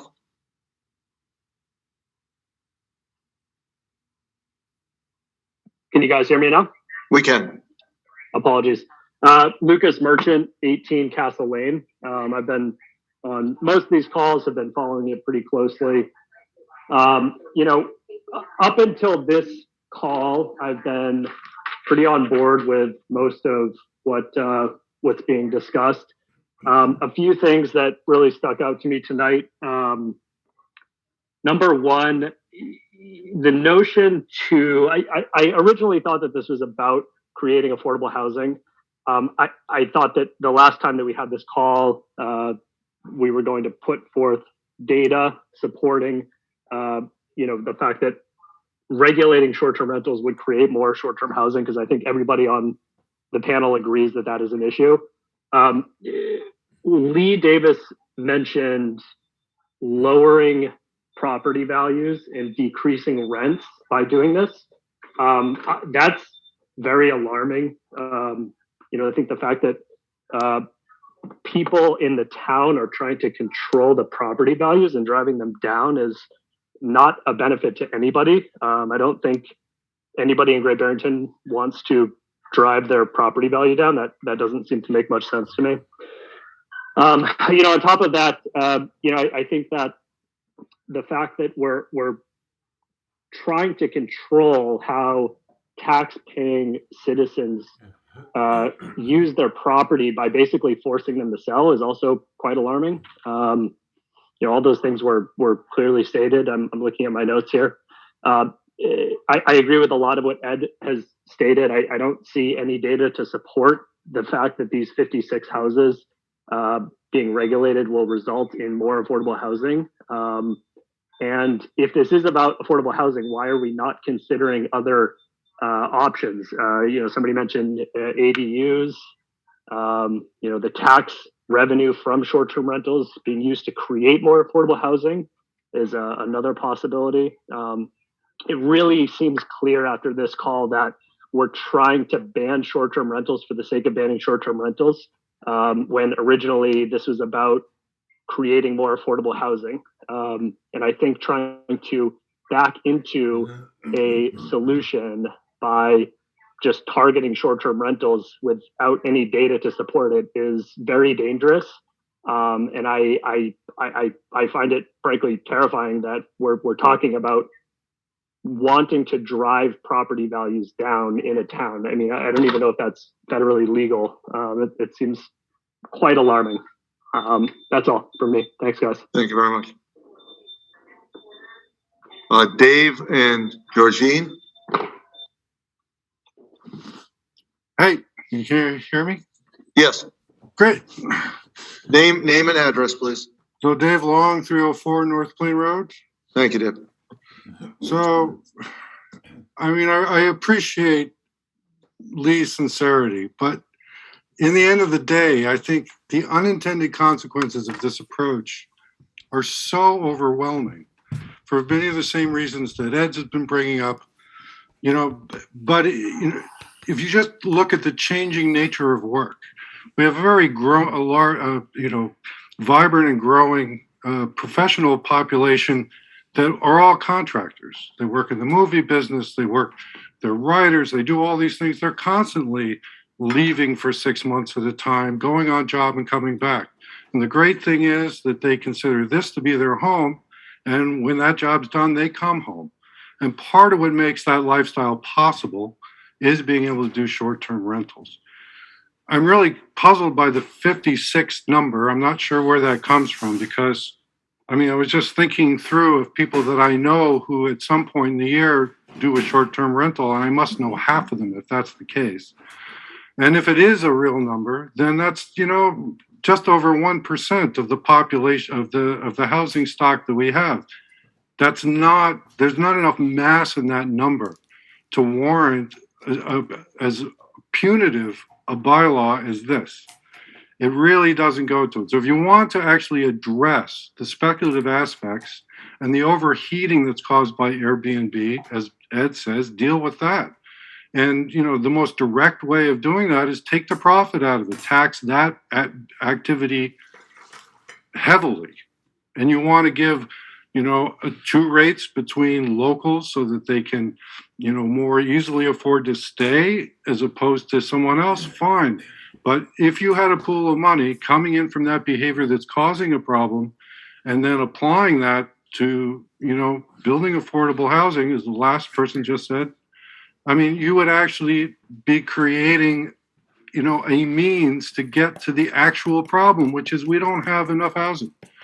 When I was in college here, I started working on affordable housing. I dedicated well over a decade actually working on that, starting community land trust projects, co-housing projects, all kinds of projects. And all the financial issues have not changed. The problems with affordable housing has not changed. The multiplier, of an average school teacher versus the cost of a house has gotten worse, but basically it hasn't changed. We need to take direct action, as Ed said, make our top priority finding more housing, not putting punitive restraints on those of us who are trying to use our assets the best we can to survive the best way we can. So I think Thank you, Dave. Thanks. Thank you. Dennis? Hi, this is Dennis Antipis, 9B Monument Valley. I wanted to thank everybody for a good debate tonight. I think one of the things that really caught me was that, I think we all can appreciate affordable housing is a need. But I think with the proposal and what we're hearing was a lot of, I think someone put it, alarming suggestions with things that we didn't have data behind. So for instance, to say that if we eliminate short-term housing, that it's automatically that those houses will automatically be affordable to a local. And that's just unproven. One thing we could even look at that is years ago before Airbnb came, how long were houses sitting on the market? Were they bought up right away when they came out? If there was such affordability, then you would see that. And I think one of the worst things that we could do as a community is to focus so much on one thing that we don't like in the Airbnb and take away from the goal of creating housing, right? And unless we can kind of separate the two and say, we want to create housing, we want to get money to create housing, we'll just go in circles as we did tonight, And like one of the things we could say is Airbnb, there's a lot of communities that fight with it. It's here to stay. Is there a way that as a community we can make it work for us? Is there a tax that goes into an Airbnb, a short-term rental that goes directly to affordable housing in the community? Again, I'm not sure that's the answer, but it's just an idea. Instead of creating, okay, I eliminate what I call the boogeyman to get to an end result that won't really give me an end result, then what did I do, right? That's just a couple cents from my end. Thank you very much. Nan Weil? Yeah, hi, thanks. Okay, so I feel a little impassioned here. I may not be very clear, and I'm going to try and be brief. My feeling here, listening to all of this, is that no one is listening to the other, that people are not hearing when Lee, I think, has said, and I think Steve, you did also, that this is not about solving the housing crisis. The housing crisis shortage is much more complex. This is not about solving it. It's about preserving those few homes that exist. We're talking in this instance about this number that is 56 and may be wrong, may not be wrong. I accept it. It's people are fighting too much about this. There's an ability for us to come to a compromise that allows for us to preserve the intimacy of a neighborhood and to keep commercial speculators from purchasing houses that may be otherwise used for full-time, long-term, tax-paying, voting residents who raise families here, who work here, who have history here. And it's not about stopping Airbnbs, as far as I can tell from what I've read.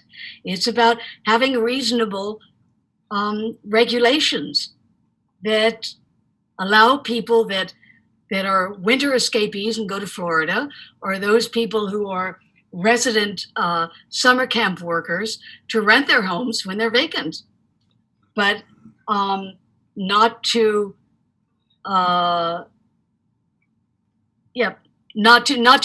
eliminate the flavor of our community that we all love so much.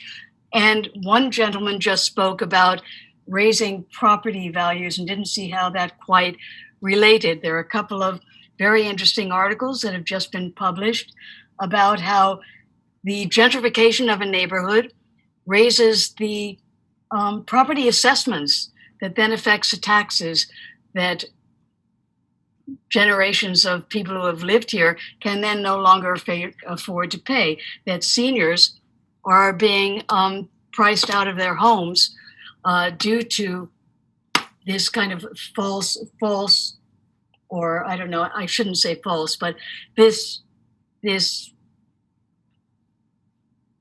I don't know, I've lost the word, but in any event, I think we should try and stop fighting so much about it and find the things that we all like about a possible reasonable regulation, and then start from that point and then go to the things we don't agree on.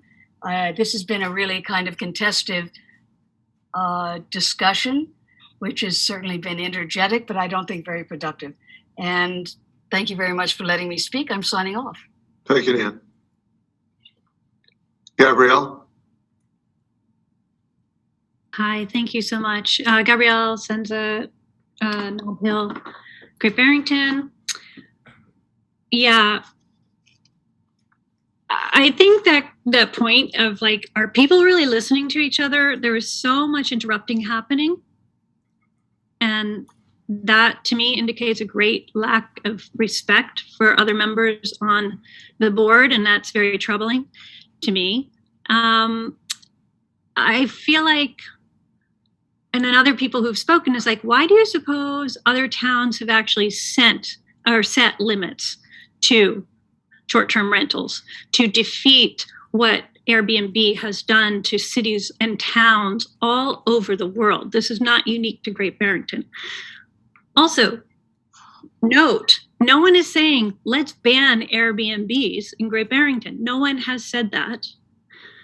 Although there's some saying that that's what's been said, but that's not what's being said. So really, like, before speaking up, it's really important that everyone takes a rest, takes a breath, and reads these things carefully, listens carefully. And with all the interjecting and interrupting that was happening tonight, that could hardly be done. No one could really hear what was being said, what was trying to be pointed out. So it's very discouraging. And so then, of course, yes, emotions are just totally ramped up. I'd like to point out that, let's see. The idea of taxing the activity heavily, that could be a great idea. Regulate the short-term rental activities so that there's safety and unity in the community is important. Making sure that those who are doing short-term rentals are up to code and registered and paying the extra taxes, whatever it is, right? So there are ways to do this. The big thing is, and we don't have concrete numbers from this as far as we can tell so far. I'm not quite sure. Maybe Lee can verify this, but it seems that there are not particular detailed numbers on the number of commercial investors that have come in, bought property, and kicked people out of their homes, renovations, evictions, that kind of thing, for the purpose of short-term rentals. We don't really know that for sure, how many that is. That's a factor. I don't know the numbers here, but in other cities and towns around the world, it's a big deal. So let's not pretend that that's not happening here. There are real life stories. Our neighbors who have been kicked out of homes because of the rise in prices, because of investors saying, hey, we want this house. We're going to pay any number. We're going to come in and buy the house. We don't care. We won't even bother getting inspected, blah, blah, blah. We don't care. So don't deny that that's happening, please. It's really important. And then there's one more piece I wanted to say. Briefly, please. Your time is almost up. Yep. I can't get it. Sorry. Okay. Thank you. Thank you very much. Peter? Hi, Peter Frank, 16 Lakeview Road, Great Barrington. I wish that there was a bit of compromise and productive dialogue around this issue. What I've seen is this issue, I've been following it from the very beginning, and I've seen no listening on behalf of the board who have supported this project, to the absolute, avalanche of negative feedback that I've heard in all of these meetings and concerns about the health of this community that this bill is going to do. And I've heard, there's been no compromise, no reaction to the feedback that you've been getting. So yeah, I'd like to see some compromise and some solid discussion on this. I feel like this is being rammed down the town's, property owners' throats. I guess what I would like to say is, having been a longtime resident here, I'd like to, think back maybe 5 years ago to what downtown Great Barrington looked like. There were empty storefronts all over town. There were just a massive amount of empty spaces. We've seen 47 Railroad come in that brought in, a new look for downtown, and then COVID came, and what I'm seeing, and then that helped a lot, or encouraged a lot of people from the city come up.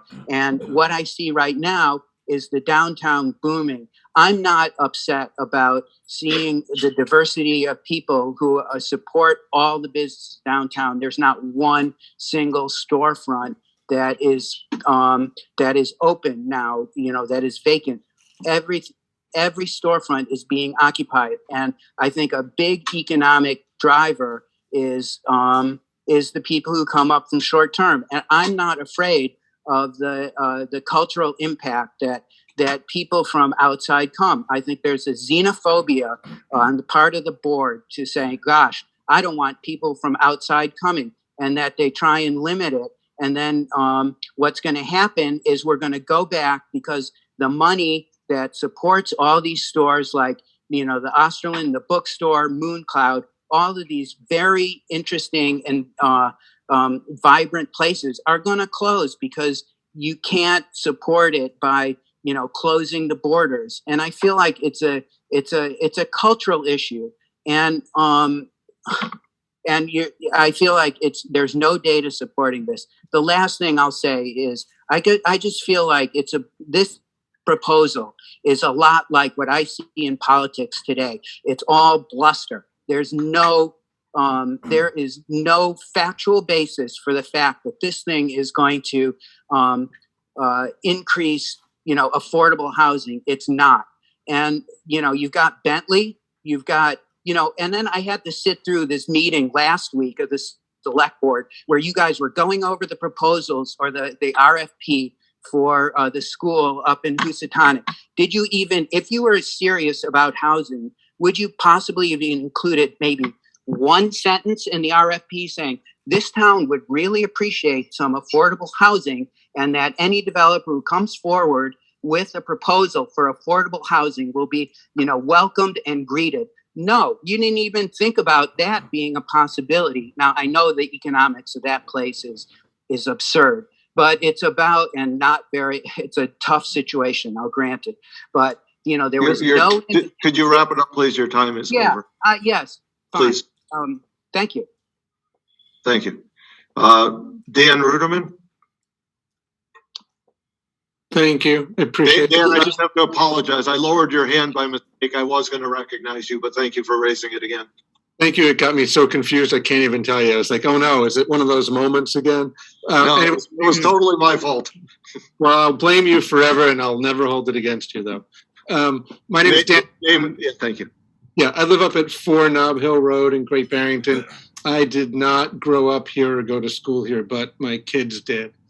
I've been here for quite a while and I like it. I like this town. I like it that it's a small town.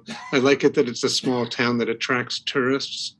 I like it that I can get old postcards and new postcards, and I like them both. What I don't want to see is this town being picture perfect, postcard perfect town full of people, and none of them go to school here. None of the kids go to school. None of the dads volunteer on the football fields. None of the people actually live here. They're all just visitors for very short terms. I've heard some of the data points. I don't think it's possible to ever have all the facts before you come up with any kind of a regulation. I think that's kind of crazy.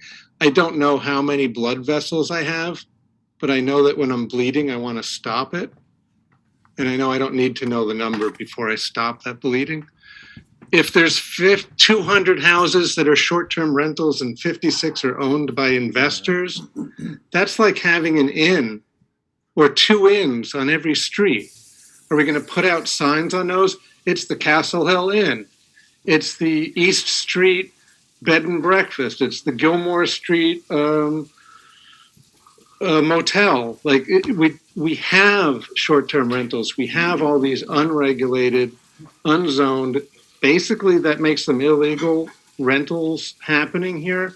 We're just saying, when I've read the proposal that Lee put forward, I read the one that the planning board put forward. She's saying, let's put in a regulation that says that people that live here can rent out their homes sometimes and make a little money and bring in tourists. We all love the business. We all love the tourist business. We love the rental income it brings in. But let's not make it that out-of-towners want to do it, can afford to pay a higher price for a house to turn it into a short-term rental property. It's not good for a community, and we're allowed to say that it's not good. We're allowed to say we want to be a community that still supports families, that supports people that rent and can't afford to own. And I'll wrap up. We can afford to say those things, that's what we want. Like, that's what we're talking about. What do we want our community to be? How do we want it to go? And I think that the bylaw that Lee wrote, that you guys looked at, is a good one to bring to the town. And I'd love to see it be brought to the town and voted on. And that's the end. Thank you, Dan. Ron Blumenthal? Hi. Unmuted, yes. Okay. So just say your name and address, Ron, for the record. Ron Blumenthal, Evil Corporation, East Street, Taconic Ave, Main Street, Grant Lane, Castle Street. So now all my cards are on the table. I'm all over the place. But right now I'm talking to you from my car. How about that? 25 years ago, when I came in here, I was one of those terrible out-of-town people buying houses for, quote, profit. And I'm going to tell you what that profit is. It's 5 to 7%. None of them are Airbnbs. But I don't want to be constrained by regulation from not doing that in the future. As Michelle said, I want to keep my options open. I'm also not someone with, quote, deep pockets, unquote, very highly leveraged. And that's the nature of real estate. You take a lot of chances, and the rewards that you, quote, unquote, reap are sometimes questionable. But I don't think this is going to go away, Airbnb. We're not Somerville, though. We're not Berlin. We're not New York City. We're not East Hampton or Cape Cod. So we're not going to have the kind of crazy density issues that they have. There are already, I know, some questionable Airbnb behavior around here. Let's get that cleared up. But what I'd like to offer you is a small solution, a middle ground, which is licensing. Limit it by license, and make those licenses something that we have to sell, that have to be renewed every 3 to 5 years. So if there's enough financial incentive to Airbnb, those licenses, just like old-time taxi cab medallions, and those licenses can trade in between people who want to Airbnb, and if they're limited to either what we have now or X percentage more of what we have, you will retain enough long-term housing that the Airbnb will not turn us into Barcelona. And then the other thing I want to say, and I will close with this, and I'm sorry, I'm not a great public speaker, but the thing I will close with is, if we want more housing here, and this was said at the planning board meeting last week, if we want more housing, let's make more housing. So having built those 9 units of housing that are rented to long-term tenants, here, I can tell you it is difficult to build housing here, multifamily housing. So there was a proposal made at the planning board meeting last week to put a moratorium on special permits. Let's come up as a town with good solutions to build more housing rather than a punitive bylaw and a difficult building environment. So thank you for your time. Thank you, Ron. So we'll go to select board now. Garfield, you've had your hand up. Before we start, we've had 7 panelists tonight and 42 attendees, total of 49. Garfield, go right ahead.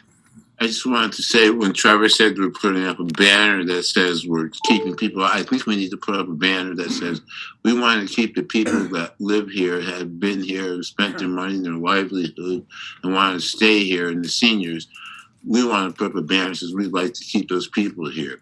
There's some concern, and I feel it as well. I've been here 43 years. I saw the town, what it was like when I first got here, and enjoyed it much more truthfully, than I do now. I think we've gotten a little fast for our britches, if I may say so.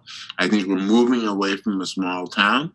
I don't have a problem with progress, but I think we need to slow our roll. I think we need to be able to have people who want to stay here, live here. This is Lee's proposal. It's just one fathom of the whole thing of getting more affordable housing and people to stay here, etc. That's just one unit. It's just not everything. So let's not get crazy and think, oh, this is the only thing. It's not punitive. Like Dan Ruderman said, and we don't want to see our town come to where it looks like Barcelona, or we're going to be turning into a town that is what sleeps all in the winters, I guess. You know what I'm trying to say is that we don't want. I don't want a bedroom community, I guess. Thank you, Garfield. Eric, do you want to say anything? I'm all set, Steve. Thank you. Thank you very much. Ed? Nothing, thank you. Lee? Nothing. And I have nothing. Media time?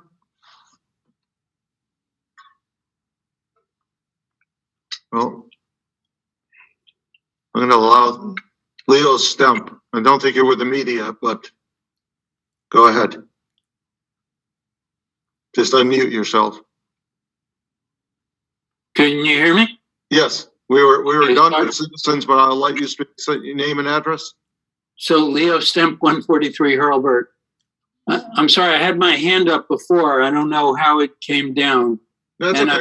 Go ahead. You'll be the last speaker. Okay. I also joined the meeting late. I apologize if I say something that was discussed at the meeting. Just a quick question that I had emailed you earlier today was the difference between the short-term rental ordinance proposed by the planning board versus the ordinance proposed by the select board, was that resolved in terms of the regulation and licensing done by Massachusetts general law? No, we didn't even get close to that yet. Okay. Does everybody on the select board appreciate the difference between the two proposals in that regard? Yeah, Chris will bring it up at the next meeting. Hopefully we'll get farther than purpose. Okay. So I would just like to echo some of the other speakers who mentioned that, you know, everybody's for affordable housing, but there's really been no data presented at any of these meetings about whether what you're trying to do is going to achieve that aim. And I sent you and I sent Chris a whole list of questions in that regard. And these are questions that are very easy to answer. I mean, you can tell, it's just going to require a little bit of legwork. You can tell how many Airbnb, VRBO houses are for rent. You can tell how much, if you eliminate each of those houses, you know how much tax revenue you're getting from the short-term rentals. You can figure all that out. You can make an estimate of how much contractor revenue you're going to lose. You can make an estimate of how much business revenue the town and all the merchants in town, the restaurants in town are going to lose. And then you can see what the impact is going to be on Great Barrington if you eliminate short-term rentals. And I'll just finish to say that the original proposal from Lee Davis that I saw at the subcommittee meeting, which was the last subcommittee meeting was maybe, 3 weeks ago or something like that, whenever it was, that proposal has been revised by both the select board and the planning board, if you will. But the original proposal would, in fact, totally eliminate short-term housing in Great Barrington. There is no question about that. I don't know if you've done research on that or not, but it will definitely eliminate all short-term rental. I shouldn't say all. I should say the vast majority of short-term rental in Great Barrington. That's going to have a huge impact, obviously, on taxes, and it's going to have an obviously huge impact on vacationers who come to town.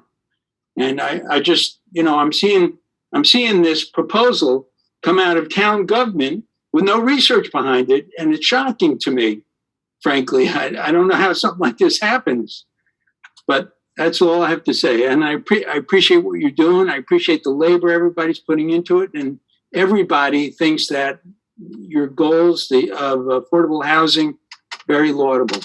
Thank you very much. Thank you. And I see no media hands up, so we are adjourned by unanimous consent. Thank you, everyone.